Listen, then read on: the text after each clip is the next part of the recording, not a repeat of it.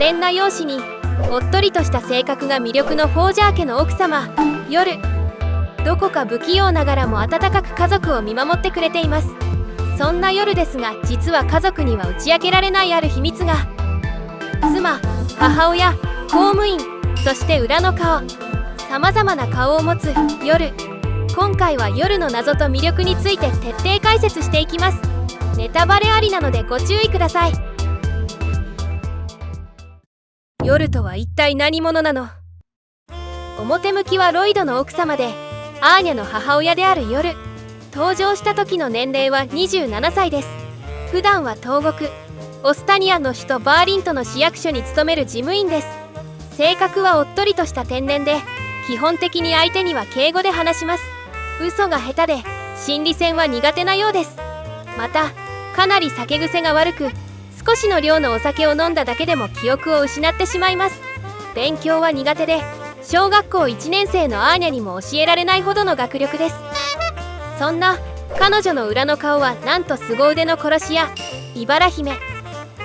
秘密組織ガーデンの店長から依頼を受け、美しい黒いドレスを身にまといターゲットを殺害します。夜はまだ幼い頃、両親を亡くし、殺し屋の仕事を続けながら弟のユーリを養いました。ある日、オペレーションストリクスのために妻役を探していたロイドと偶然出会います。夜自身も政府から怪しまれないようにパートナーを探していたこともあり、利害が一致。ロイドと偽装結婚し、アーニャの母親になります。職場での夜。夜は普段はバーリントの市役所に勤める事務員です。27歳で交際経験がなく、世間知らずな点から職場では浮いた存在です。職場の後輩たちからは陰口を叩かれています。後輩たちからその年で独身だと政府からスパイだと疑われるという話を聞き、夜は危機感を感じます。そのことが彼女にパートナー探しをしようと思わせたきっかけでもあります。殺し屋としての夜。殺し屋茨姫としての夜とは、幼い頃から培った殺人術を用いてターゲットを殺害します。猛毒にも耐性があるようですね。こっそりターゲットを殺す暗殺ではなく、あくまで真正面から単身乗り込み、護衛もろとも皆殺しにするのがポイントです。戦闘時は武器としてクナイのように針を使い、華麗に戦います。夜は細身の女性ですが、かぼちゃを素手で破壊したり、テニスボールをラケットで裂いたりと凄まじい強力の持ち主です。戦闘力や身体能力はロイドより高いかもしれませんね。夜は秘密組織ガーデンの店長から依頼を受け、任務をこなしています。店長のいる部屋が公開されたのですが、美しい庭となっており、ガーデンの名前の由来ではないかと思われます。夜の職場の上司でもある部長もガーデンのメンバーだと判明しました。もしかしたら夜が市役所で働いているのは彼が関係しているかもしれませんね。家族としての夜。フォージャー家のお母さんである夜ですが、掃除以外の家事が苦手です。殺しの仕事をしているため、その後始末ということで掃除は得意ですが、それ以外の家事はとても残念です。特に料理の腕は壊滅的で、彼女の手料理を食べたら最後地獄が待っています。しかし最近は苦手な料理の練習を始めるなど、努力家な一面が見られます。先ほどお話したように、これまで殺し屋として淡々と仕事をこなしていた夜ですが、七冠にて殺し屋を続けることに疑問を持ち始めます。今までは弟ユーリを養うために殺し屋をやってきたわけですが、そのユーリも働くようになり、もう殺しの仕事をしなくても良いのではと思うようになったのです。そして理由がもう一つ。それは家族の存在です。夜たちフォージャー家は豪華クルーズ船に乗り込みます。ロイドとアーニャは旅行。しかし夜だけはガーデンの仕事として要人の護衛についていました。もし殺しの仕事をしていなかったなら、家族3人で旅行が楽しめたのに、夜は無意識でそのようなことを考えてしまったのです。クルーズ船で敵との戦闘になった時も、その悩みは足を引っ張ります。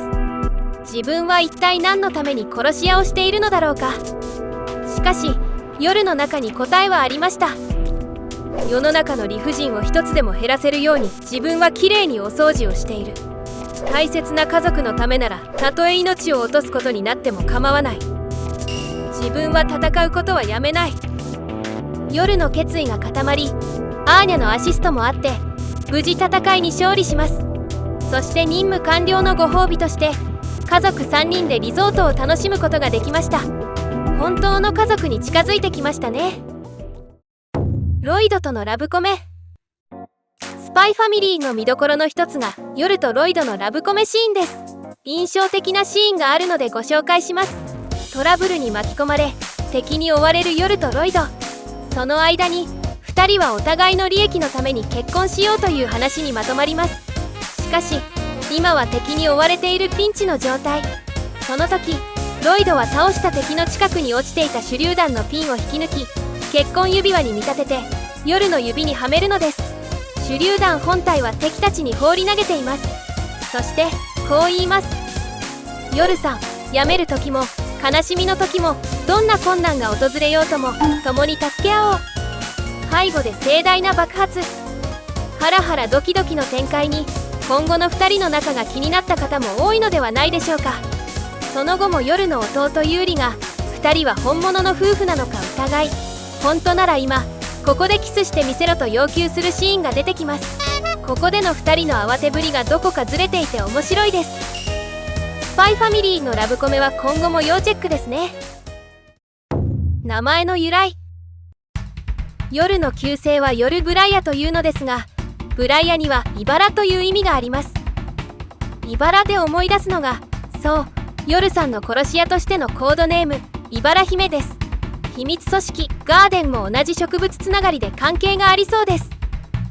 次に夜という名前についてですが、作者の遠藤先生がジャンプフェスタ2021のインタビューに答えています。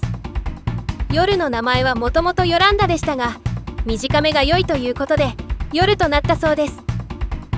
最後に、夜は普段は天然でおっとりとした女性ですが、裏の顔が殺し屋という二面性のあるキャラクターでしたね。普段のほんわかした雰囲気から一変、殺し屋の顔になると凛々しくなるギャップはたまりません。クルーズ船編は夜の心情に焦点を当てた読み応えのある内容でした。今後どうなっていくのでしょうか。今から待ち遠しいですね。ここまでご視聴ありがとうございました。このチャンネルが良かったと思った方はグッドボタン、チャンネル登録よろしくお願いします。